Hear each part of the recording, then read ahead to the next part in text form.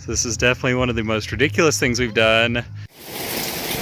This is crazy! All you old souls, we're raising up a new world where everyone is sacred, every life accounted for. Grow your garden, find your tribe, let your hearts burn inside, move your body towards the light. Hello everybody, this is Richard here, coming to you from the Terraform Homestead. Today we are coming to you with a new episode in our desert gardening series. After several months of actively gardening, planting things, building greenhouses, stuff like that, we were met with some successes, but a lot of failures, and realized just how difficult it is to really garden in the desert. In this episode, we divert our attention away from active gardening and go more into the passive gardening, into permaculture, rainwater system designs, basically building berms and swales to capture the water that is actively on our land to help things grow without a whole lot of human intervention. It's really important for us to take this land, restore it to how it was, erase the damage that the cattle industry has caused on this property, and rebuild it into a place that's sustainable long after we're gone. Pretty decent little rain this morning, and this is really the first time I'm getting to see the water flows out here. So we have a bunch that comes down right here, and it kind of funnels into this little ditch. What I didn't realize was we have a lot coming in from the tire tracks, so I guess that's made a little valley and kind of collecting a bit of water up there. See kind of the water flows through here and then hits this guy here. So this little berm I made a while back, and that's just kind of, you know, the idea is to stop the water at as many places as you can and give it a chance to soak into the ground. Holy hell, you see it's flooding down there like crazy.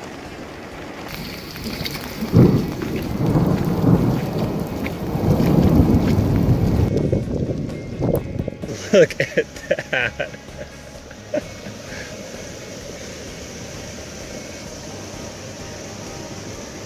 This is insane. If I could figure out how to collect any of this, we'd be just set for life.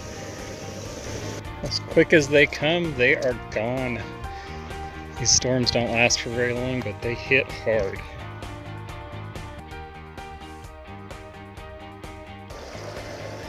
This is our road out. There's no way we're leaving after a rainstorm. So that was absolutely insane. That was our first real storm that we've had out here like that. That was like flash flood. But what's cool is down by the hammock, the little hidey hole, we have the river just right over there. So it seems the only appropriate thing is hang out and drink a beer in the hammock and listen to the river. So we started working on some of our earthworks to get rain where we want it and keep it from where we don't. So last rainstorm, this whole thing became a river, and basically the whole area of our front porch kind of got flooded out. It was a couple inches deep, so we don't want that.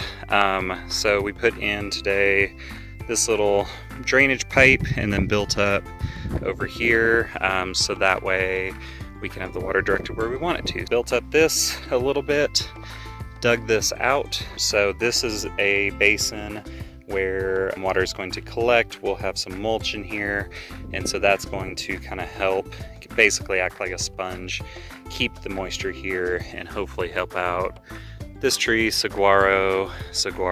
We have under here now a second pipe, as you can see there. So this one's kind of cool. We really dug this out. The ground was a little softer, so it's easier to get out. The river kind of comes here, and it was shooting straight across here. I wanted him to get a little more water, so I dug it out and built up. Have this little basin here. We got all these rocks in. This rock here is our overflow rock, so the water will be able to get up to couple inches, 2-3 inches maybe, and fill up this whole basin before it starts overflowing to here. This will build up a couple more inches before it goes down into there. What we want to do here, this crosses one of our roads, which is not good, not ideal. And so we will be building up a wall all the way along here that kind of loops around that way, and then loops up and across the road. You can see all the water comes right here and kind of splits into two there. This was where the most of the rain was coming from, so we'll end up doing a little shallow ditch with a little shallow speed bump just to direct the water down to this spot here. What happened last time was all the water flowed straight down this road into the house, so the idea is to keep that from happening. This whole little area here, since it gets a ton of water when it rains, I think we're going to build up as a little fruit orchard. Got our first fairly significant rain since we put in some of these earthworks, so I just want to kind of document it and do some upgrades. This section over here you can see is pooling really nicely. We're getting pretty deep water here, which is great. This seems to be working just pretty much exactly how we planned it. I may put some more rocks here because it's leaking over just a little bit. It looks like we're getting some like overflow here rather than it going all through the pipe. So we may have to figure something out there, whether it's just, dig a better trench. So I built this berm to bury our garden hose so the cows didn't eat it, and it kind of worked as, funneling water this way. Last time it rained, it blew it out and exposed the hose. So this time I put more rocks here, just to kind of slow the water, protect the hose still. But yeah, this seems like it's working exactly how I planned it, so that's really cool. 2 reasons why we're doing all this work. One is so we can get more water to our plants, but 2 is to prevent this mess and creating a river through our front patio. So that's a pretty important deal. So I don't think we're making it back to the house. It's storming and this is our road. So this is definitely one of the most ridiculous things we've done. Pulling the IBC tote. Okay. All right, so we are painting the IBC tote black. So that's basically just going to help keep any light out, which is going to help any algae from growing. So this has been a fun project to get done in the rain, but we're finally done with our gutter system and downspout later today, all day tomorrow, the next couple days. So I'm hoping this tank gets filled, which would be really cool. We have the rain coming down from off the roof, and then it goes into this, it's a 4-inch to 2-inch pipe adapter. There's a little bit of screen material on top there to keep the bugs out. We come down and basically the water comes into here, union here, goes into the tank. This here is our clean out valve. So if this gets full during the winter, we can empty the water out of the pipe so it doesn't freeze.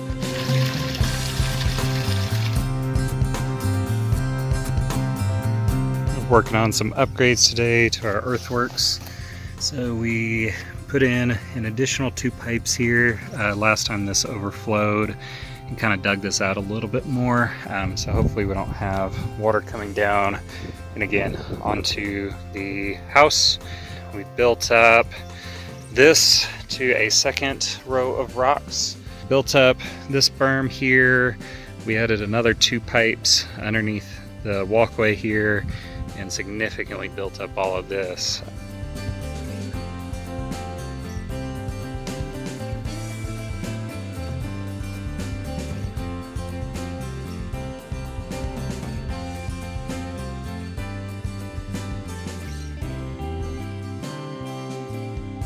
Just got through big storms.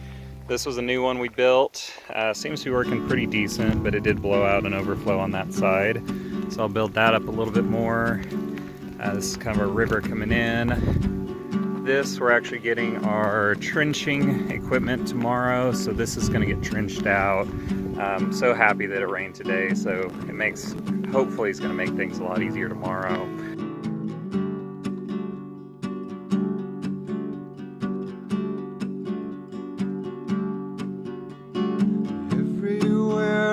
go. I'm in the land of the lost and the broken hearted.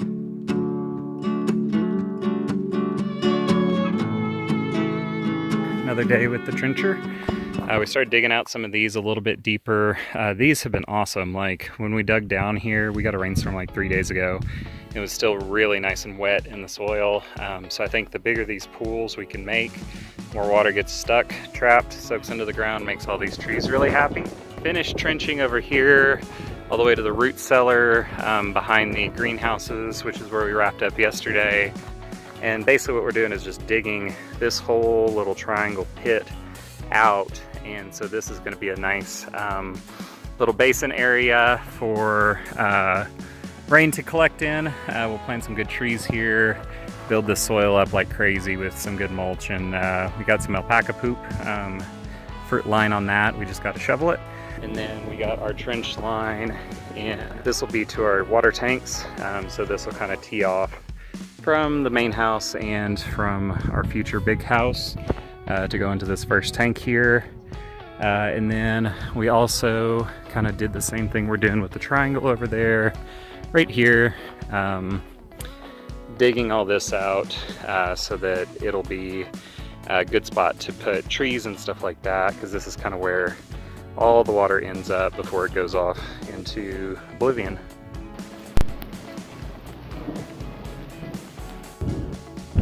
So this wash or berm basin is doing awesome. So this is working as it should. The issues become it's building up over here and it's flowing out here. So this whole wall here needs to get built up. This here has been doing awesome. This was all the way full. I may come in and put some more rocks and stuff just to slow that a little bit more. But yeah, this is looking great. Holy crap.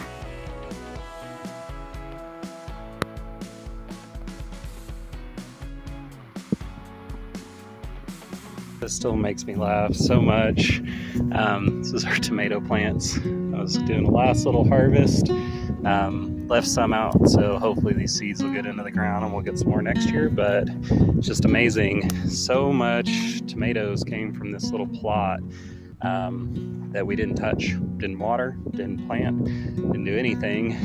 But when you set up the infrastructure and have these rainwater basins, it's amazing what'll grow out here. Thank you guys for watching. I hope this was inspiration. I hope you guys learned a little bit. It's really important, especially in a dry climate, to utilize all the resources that you have available. And by doing these berms and swales and rainwater harvesting projects, we're really taking the land back to what it should be looking like. If you guys are interested in what we're doing, be sure to subscribe. Be sure to check out our website link. We are actively taking new eco-residents as of the launch of this video. I hope you guys enjoyed. Build something cool. Brother, I hear the sound of your heart pouring out